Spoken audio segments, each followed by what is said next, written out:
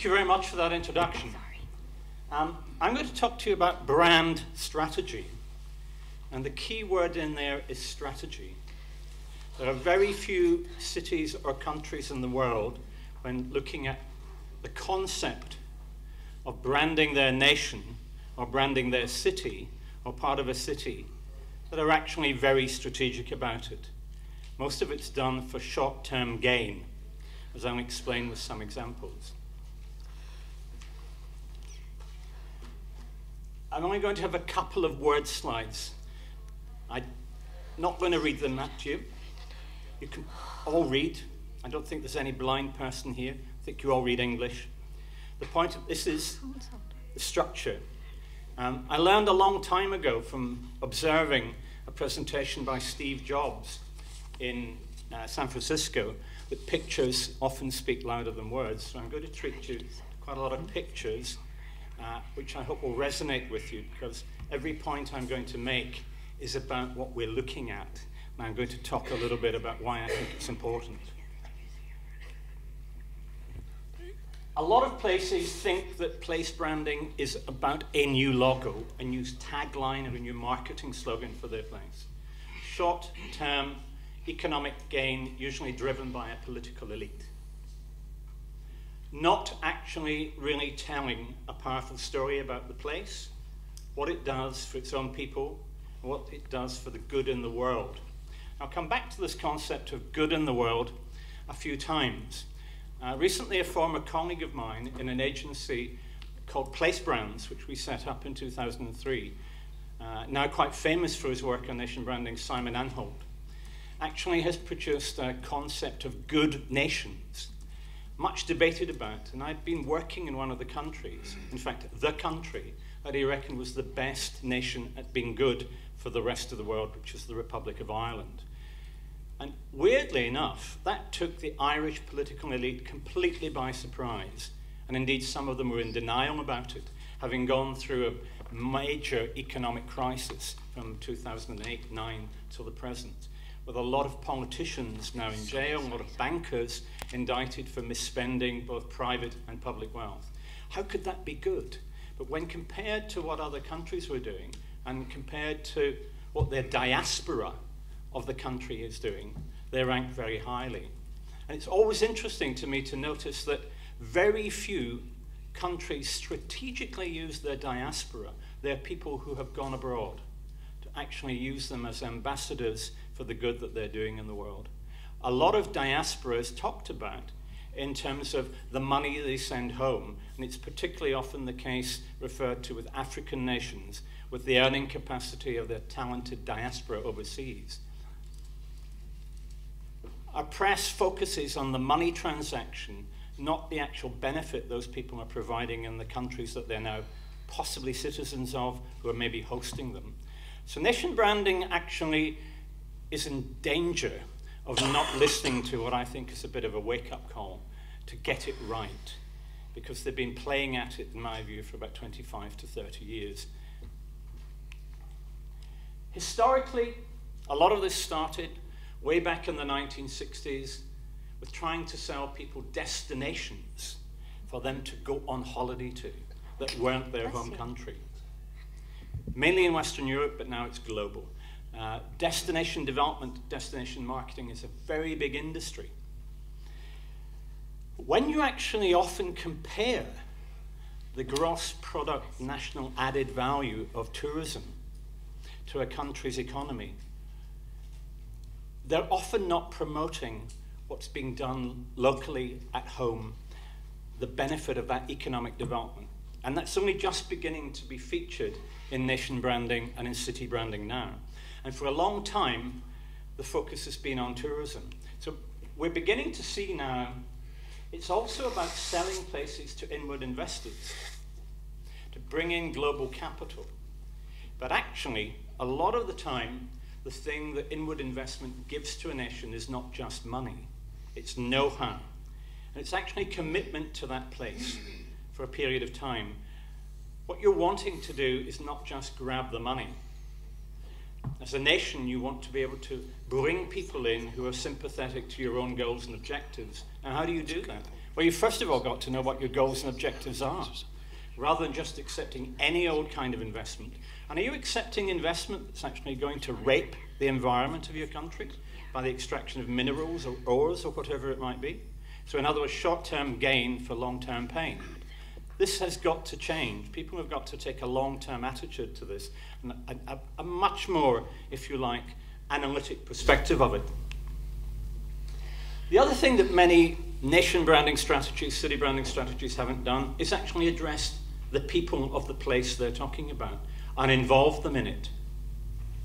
I spent between 2003, 4 and 5, 6, 3 very productive years in Botswana working with their government and their community to produce a national brand strategy, which was actually a hot topic of debate in the country. And it took about 3 years to get it right. Again, political elites don't like waiting for 3 or 4 years. This is about something that's sustainable for the longer term. It's about building something that local people have a stake in, have helped to shape, believe in. Time and time again, I arrive in places around the world where you get in the cab and you start to talk to the cab drivers about what the nation or the city is saying about itself. And often I've actually sat outside hotels after I've got to my destination, continuing to talk to the cab drivers to get their view on it, because actually they're telling me a different version of the truth, or is it a viewpoint? But it's actually a lot of the things that they say is bullshit, not true, not supported. And that's why you've got to engage with people. And many of the great cities of the world have got branding right, have very cleverly enabled the cab drivers to play a role in the strategy as well as in the telling of the story. It is about energizing your community and getting them to be part of what I call brand partnerships. And there's quite a lot of places in the world which get overheated. If you notice that little notice. But actually, it's about people more than anything now. And I'll show you a case study of how a Scottish city is doing this. If you think about your place, you might have a very nice place. You might have fantastic architecture, beautiful rolling hills, nice valleys, beautiful estuaries. But what makes your place? It's your people. Your people are your brand. What they do, what they think, what they make, how they behave, how they interact, what they do for each other, what they do for the rest of the world. It's not just about your president or prime minister, your cabinet, your parliamentarians. Points made earlier about they're the most distrusted people in the world now, ahead of estate agents and town planners, and I'm one of those. But think about it.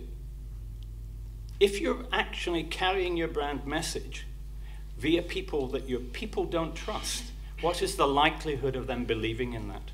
Therefore, very much this is about understanding the things that your people can do to transmit your messages around the world, and thinking about the good that your people can do for the rest of the world.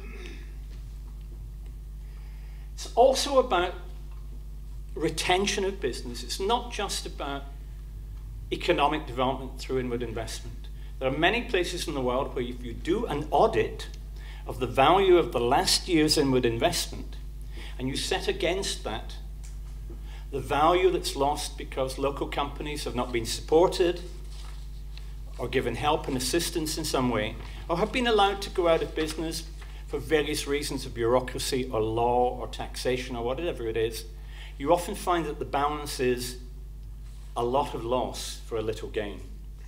And you can't just do things in isolation. Again, you've got to be strategic about this. If you're going out there saying we're a great nation, a great place for investment, and you have a reputation for treating your workforce very badly, or killing your business off with too high taxes, then that's very counterproductive. So for me, it's very much about developing your offer to your own people, your offer to your target markets, and you're likely to have many of them, and your offer of doing good for the rest of the world. But it's also about the experience of being in the place. What's it like to be treated in that place? America goes big on selling itself as a great place for entrepreneurs, as a great place for tourism. Somehow, the values of how you treat people have escaped the notice of the Department of Homeland Security, if my experience is anything to go by. So again, you have to be holistic about this.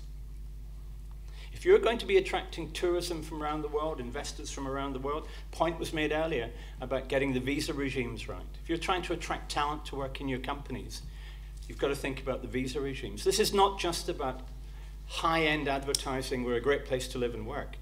But is it a great place? Is it an easy place to get into? And is it an easy place to get to work? And is it an easy place to come to learn? It's that concept of ease that marks out nations from each other and brands from each other. Because it's about living the brand. So if you go to somewhere and you've been given all those promises and the advertising sucks, bluntly to put it, sucks, because it's not true and it's not your experience, what are you going to do? Well, there's a network of equivalents to TripAdvisor in the economic development and investment fields where countries get bad mouthed because they're not doing what they said they would do. And it's about communicating the offer and experience. This is a piece of marketing that was put together for the South Bank, or the South Bank Cultural Group. And the key thing that lies behind this was an understanding about what was going to be the customer experience. From the Eye through to the Royal Festival Hall, through to the London Dungeon. Were they actually going to feel like they'd had a good time?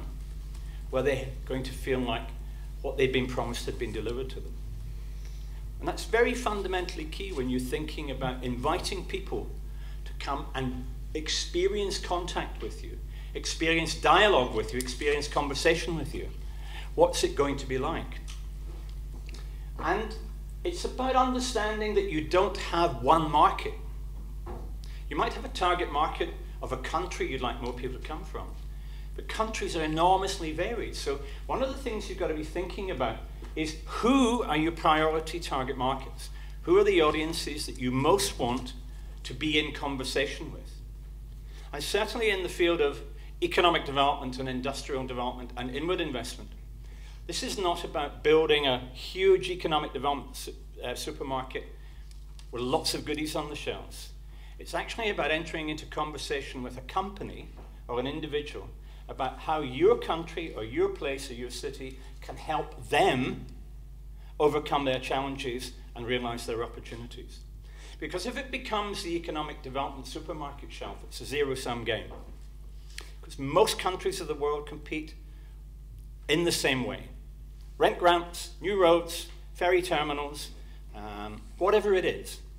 And if you can get that in every country of the world, that's an exaggeration, if you can get that in many countries of the world, what is it that's going to differentiate you? And by and large, it's how you're handled, what it's like to do business there, what support you'll get. It's the kind of human infrastructure that's the powerful thing in nation and place branding. So it's very much about telling the story of your place. This is a map that was produced during Prohibition in New York, which was actually pointing out all the places you could go on the lam and get pissed out your head. So it's about the tradition of your history. And it's the thing, you're selecting the things you want to say. This was being used in tourism advertising to illustrate the history and the heritage of New York being a very vibrant place where lots of things happened, culturally fighting against the norm, if you like. But it's also about where you've come from. People are interested in going to places with a deep, good backstory.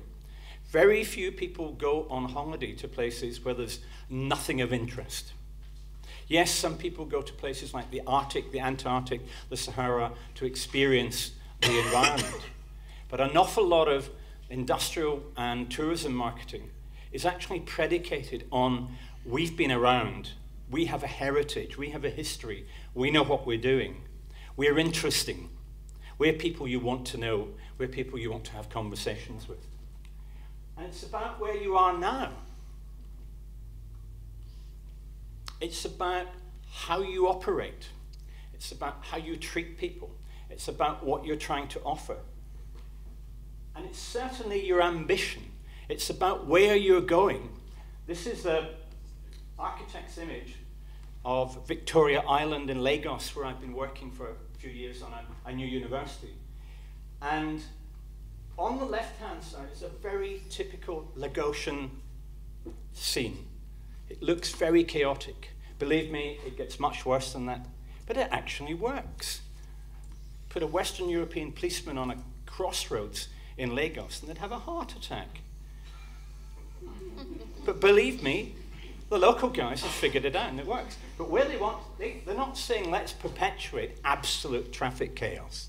What they're saying is that's how it is at the moment and we're dealing with it. We're thinking about how we get out of this mess. And they're looking to put in rapid transit, light rail tram system to actually deal with that, with road and rail connection and ferry connections.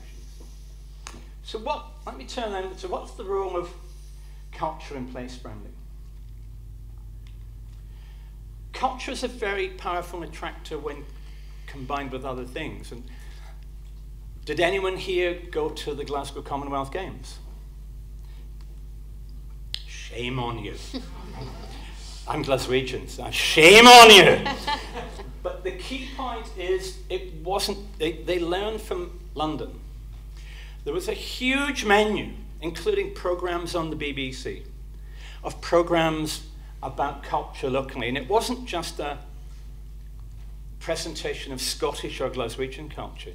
It was a presentation of culture from around the world in the countries of the Commonwealth that you could go to once you'd had your film of athletics or cycling or swimming or whatever it was, to be able to take part in that. And that was one of the reasons I think that so many people thought it was a much greater success in many ways than the very large Olympic Games. And a key part of that was the numbers of local people who got involved in that. Again, a lesson learned from the London Games, but a lesson we should take to heart in thinking about how we construct nation branding strategies. And a lot of that cultural involvement was about literature and the writers of the Commonwealth. And we talked a little bit about it earlier. Powerful influences are reading about your place. So in thinking about your country, who are the novelists that communicate about what's life like in your place? Who are the novelists that get read in other places? And let's get them involved with this. Let's get them involved in the process. And culture's a very powerful definer of place and differentiator of place, often in a way that tourism is not, and certainly economic development is not. Because when there are many, many places supplying exactly the same kind of benefits, culture is actually one of the things that has fundamental power to differentiate. And even in a country the size of the UK, there are many different kinds of culture. We talked about cities a little bit earlier. And just defining a country as the country, I think, doesn't portray it properly. You have to look at the many cultures, and you have to look at all the cities that have different cultural identities. So you're trying to build a mosaic, if you like, of the different offers and experiences that your place has. So what is culture? I gather the projector keeps coming on if I stick on a slide for too long. The role of culture in place branding, is it just limited to the arts? I think it's wider than that. People see images like this one in an Asiatic country and think either it's chaotic, oh wow, I'd like to go to that market. So images transmit and trigger emotional responses, quite often in ways that text does not. So when you're actually looking to illustrate a place, city, or nation brand, think very, very carefully about the image you're selecting and the audience that you're aiming it at. And does the image, which we keep in our head much more than we keep text in our head, does the image actually portray the point you're wishing to make? Architecture transmits culture. Architecture can be a very great differentiator. If I'd shown you a block of flats in London, and not told you it was London, you could have probably found at least 300, 400 cities in the world that probably have blocks of flats like that. But if you've actually got some iconic buildings or some famous bits of heritage, then they can really differentiate you. But if you're using them, it's not just to decorate a brochure. You've got to be using it quite deliberately to make a point about why you are worth being thought about. Why should someone halfway around the world, say in Wisconsin in the United States, give you any mind space about going to Nanking? Why would that person be motivated to think more about that? If you're wanting to actually get conversations going, you've got to think about triggers, both visual and verbal, that actually get into people's heads.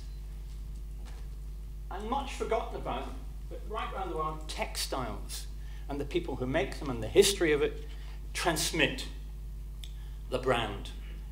You know, you're sitting in some of the dullest looking chairs you could potentially imagine. Now, if those actually were tartan, you'd think we might be in Scotland. If you go to, as I say, I've been working in Nigeria, you sit in different kinds of chairs in different regions of the country because they have different textile histories. And if you're attuned to this, you begin to realize, oh, I'm now in Igbo country.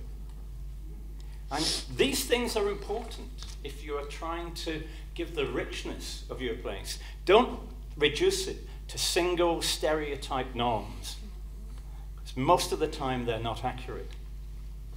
And events transmit culture.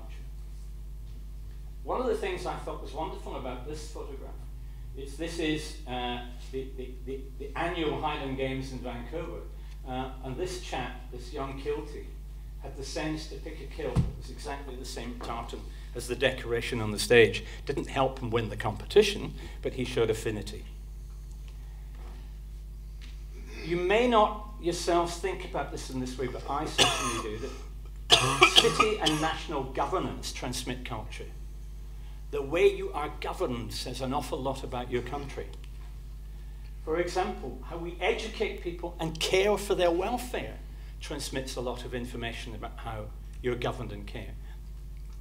There used to be a time when it was said Western tourists would go to places in India, Asia, East Asia, South Asia, just to see the things, knowing they were going to repressive regimes, and that they didn't really care about that. Well, the world has changed. We all know much more about repressive regimes. We all know much more about how our pound spend or dollar spend is actually used and taxed in these places. And people take decisions now to not go to places until such time as there is regime change. So the way you govern and how you treat your people is absolutely fundamental to it, as is how we house our people in culture. Now, the government of the country in which that photograph was taken, if I told you which it was and it got out, would be very angry with me, because they say they build new housing. But when you put it in the context of the number of people in that region of the world who are poorly housed, badly housed, live in squalid conditions, and that's 2 miles from one of the world's most iconic buildings. Travelers now have much more social heart and conscience than they ever had. And you need to understand that if you're promoting your country for tourism. That if they see that, aside some fantastic temple, and they're looking at the money that's spent on the temple but not on the people, they come away with a very distorted view of your country. So let's take a wee look at Glasgow, where after many years of running a campaign called Glasgow's Miles Better, and if you take away the apostrophe S from Glasgow's and you stick it on miles, it gets Glasgow Smiles Better. And it was a deliberate kind of graphic trick that they used. And it was basically celebrating that the city was coming out of its industrial decline. But it didn't really work, and lots of people didn't actually support it. And eventually, last year, and in preparation for the Commonwealth Games, they realized something that most places would really could do with recognizing. It's people that make your place. And they've been running a campaign that's had a fantastic effect over the last 2 years. But one of the things you can learn if you're going to look at nation branding and looking at involving culture in it is building inclusive partnerships to actually build the brand. It's not the elite politicians and civil servants or executives and the marketing community. It's actually getting kids involved in it, which Glasgow did very effectively, working through the school system. This is George Square in Glasgow, sitting below one of the major colleges, which is being revamped, and they did a clever thing. They put the brand strategy up as the hoarding on the building. Didn't cost them too much more than typical traditional plastic, but sitting where it is, it can be seen for miles. So it's about being clever and getting the people into the square. I mean, this was a great meeting place during the Commonwealth Games, but the point I'm making by analogy is we've got to get people in association with each other, in association with what they want to do about the place they want to build, that they want to promote. And the most effective place brand strategies are done where people are wanting to build something new and promote it, as opposed to just promoting the status quo. Because most people in most places are not happy with the status quo. They want to get involved in improvement. It may be extension, it may be new, or betterment. People have a natural desire to not just sit and take it, they want to improve it. They want to be taken into the fold of those who are putting the brand together. So fostering and encouraging that involvement, and this was an SNP rally. So English is my second language, and I speak Gaelic, so I occasionally get tongue-tied.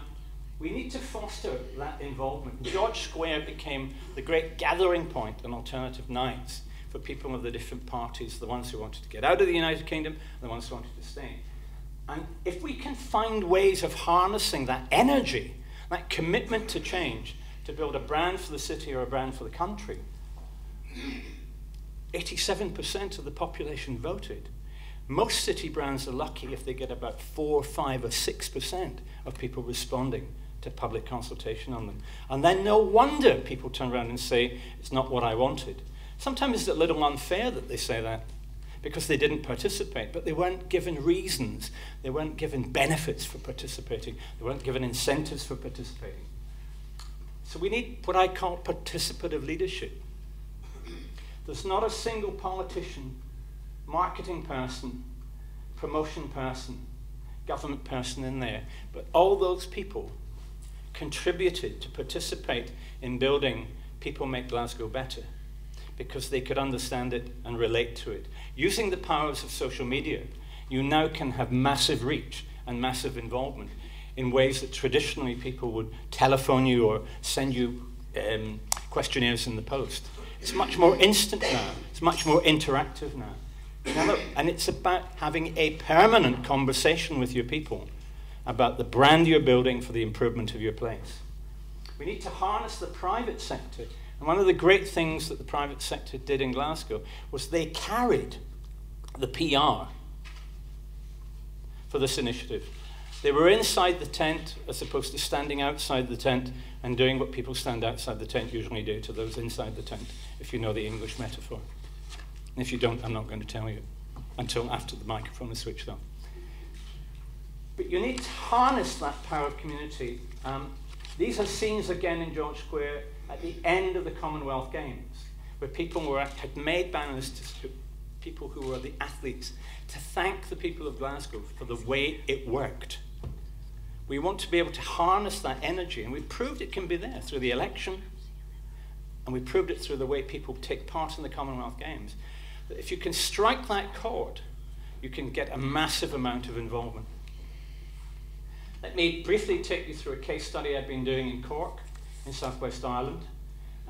It's about 250 miles from Dublin. It's on the edge of what is called the Wild Atlantic Way, which runs all around the west coast of the country up to the edge of the border with the United Kingdom in the top left-hand corner. And it's a very proud place, but it's one of the first cities in Europe to recognize that just developing a brand strategy for the city as opposed to its region, the area covered in red, which is largely known as the Munster region, the Munster province of the Irish Republic, that they needed the energy, the expertise, the knowledge, and the willingness to get involved of the people that lived in the larger area, which has got about 550,000 people as opposed to the 125,000 in Cork. Now, which would you choose? To promote the skills of 125,000 or the skills of just over 500,000 people? And it's one of the first cities in Europe, and it's got people following in its fan like Oslo City Region and Birmingham City Region in this country. But it's one of the first to actually recognize that it's regional culture, its particular brand of Irish Gaelic culture that it's promoting. And again, another list slide, but this is basically the objectives of the strategy. Unashamedly, it's about the creation of betterment and wealth for people, about jobs, about industry and business growing. But it recognized that its very powerful culture had a role to play. This is the essence of it, that it's got a powerful mix of things. This is not a branding slogan, this is the brand essence that sits behind the brand strategy. It's got a powerful mix of things that people can use to have a great life, a very good life, a contributory life, a profitable life. And it's in what's now been termed by the World Bank as the best small country in the world to do business. A great accolade to get. And it's been really good that the Irish have resisted the temptation to use that as a marketing strategy. For the simple reason that there are a lot of other smaller countries in the world that think they're the best place in the world to do business with.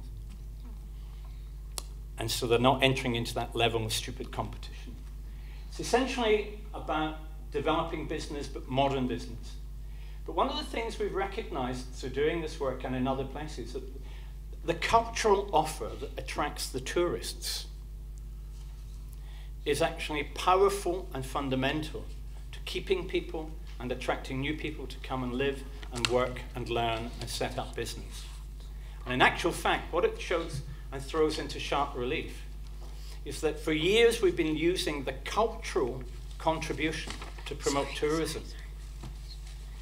In actual fact, culture has a much bigger role to play in promoting the wider place, in actually keeping people in your place and attracting more people to come and live in your place, as opposed to just people who come for 10 days, 2 weeks, a fortnight, a month, and sample it. So culture for me has now a centrality in economic development and in place branding. Traditional culture supports it. People who are coming to live and work in Cork want to sample the traditional Irish playwrights. This is in fact celebrating the Polish community in Cork who have come there in large numbers to work and been given the freedom to express their own culture. So it's becoming a lot more cosmopolitan, if you like, and that's becoming the new character of the place, and that's going to be part of the brand. It's got a great opera house. It takes in touring companies from around the world. It's not of the status of stardom to take La Scala Milan, but it's basically training young Irish artists who want to get a career in opera, whether as a musician or as a singer, to be able to establish that and have that role in the world. And the same with its traditional theatre. This theatre put on a play of James Joyce during the Irish uprising in 1916, and for its benefits the British shelled it. So there's always a lesson in when you're doing things in culture to think about the consequences of it, and sometimes the consequences, as we talked about a little bit earlier, have to be really thought through. So whilst I say culture has a centrality to this, look back at history and see the way cultural people have annoyed the governments of the day. We have to deal with that. The great thing about Cork is its pub culture and the live music in the pubs, live music in the streets. It's become a resonant part of what its offer is. Another thing, it's about sport. This is a shot of a guy from the Gaelic Athletic Association, hurling. Have any of you ever seen a hurling match? 2 people? If you think hockey is dangerous, watch a hurling match. They can do all sorts of things within the rules that can do damage to you. I was born on the West Highland island of Mull, and I used to play shinty, which was a version of this. When I first went to work in Cork, one of the members of the GAA said to me, "Ah, shinty," he said. "That's for ugly men in beards wearing skirts." I said, "Well, what's your game about?" He said, "Good-looking young men in white shorts." As though that made a cultural difference. Food is very important in the transmission of your culture. And how you treat your environment is part of your culture. Are you keeping the things that are good? Are you improving the things that are decaying? How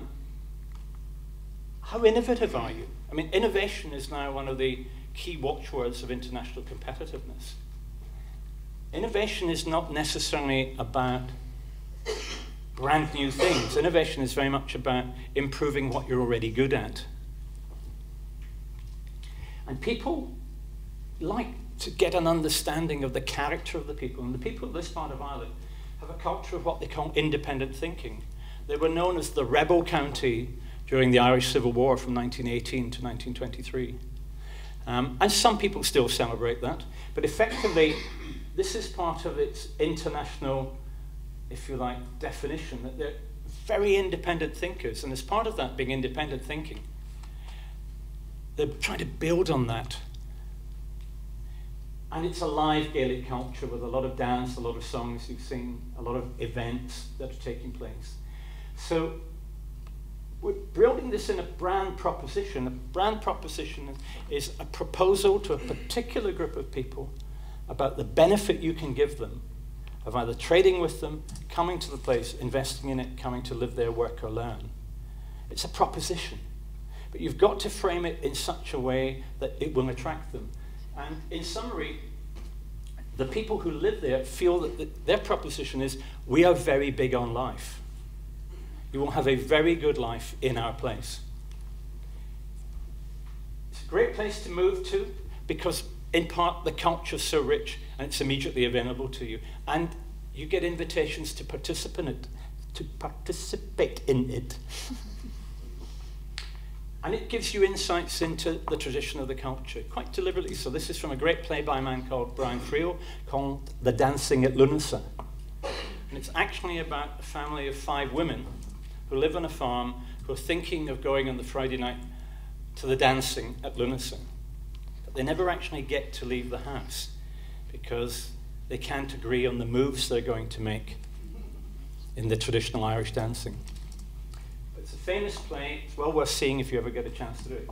But it's synonymous with Cork and the southwest of Ireland. And this is on an island in Cork Harbour, which is the second largest estuary in the world, the largest being Sydney. And you know, people say you can meet on a mountaintop after work, or you can go to the sea, or you can be out sailing on the ocean. And the important thing about them saying things like that is that we've proved that that is correct. This is not just some flight of fancy of a glib marketeer. And in any form of marketing like this, you've got to establish what we call proof points. Can you prove that what you're saying about the place is true? You have to have very, very high ethical standards to do this. Why tell lies when the truth is more powerful? And they have a deep commitment, recognizing what has happened in other parts of the world, to conserve their landscape, to conserve their coast and not let it get overdeveloped. And these are 2 adverts I'm going to show you about the same place. It's a turn of the millennium, the last but one millennium building, which was one of the first Christian sites in southwest Ireland. And what they're trying to do is to capture the experience and the emotional feeling of what it's like to be there. Like it or not, when you go to this place, it's kind of heart-rending, taking it straight into your heart. So for me, to finish, culture differentiates your place quite significantly. And events that take place in your culture don't suspect there's anyone in the room which doesn't know where this is. But that had a powerful effect on changing the perception of Berlin, East and West Germany, for the better.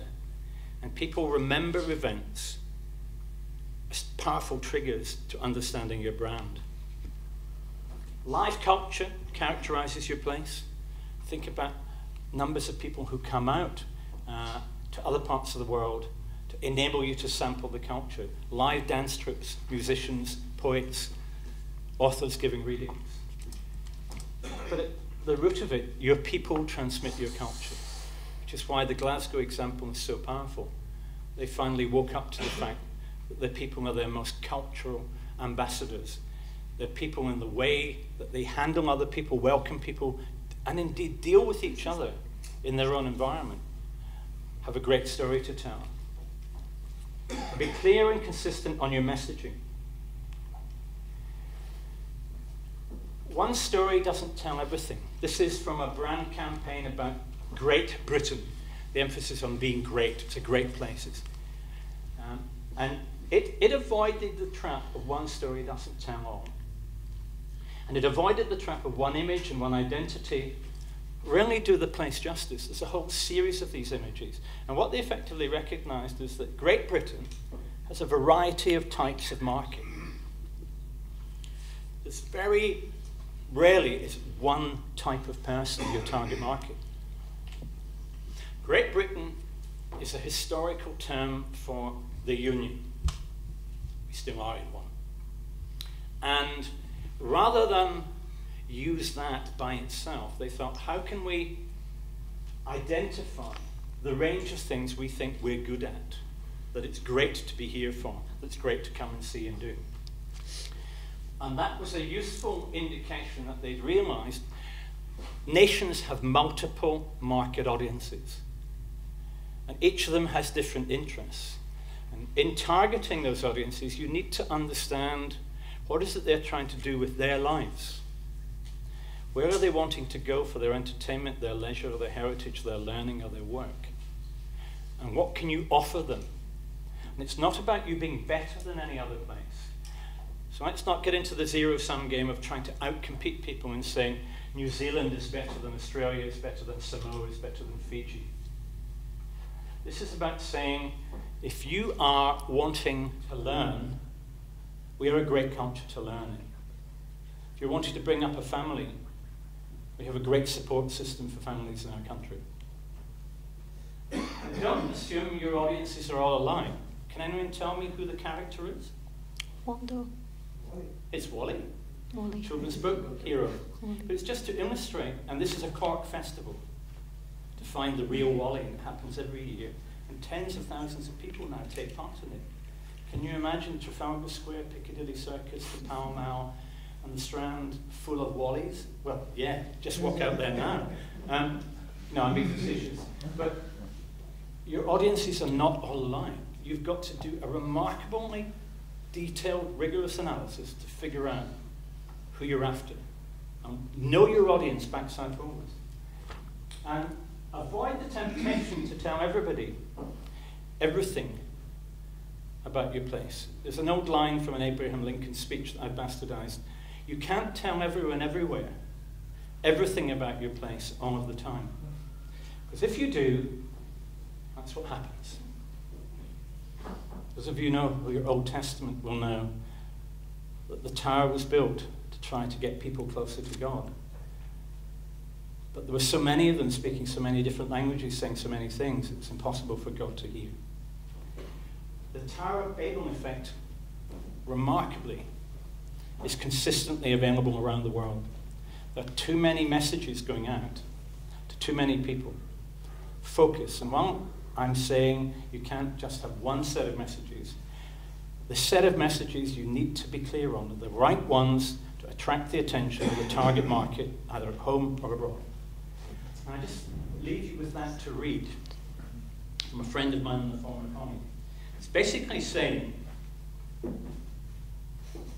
why manufacture a new identity when you've probably got a great one already?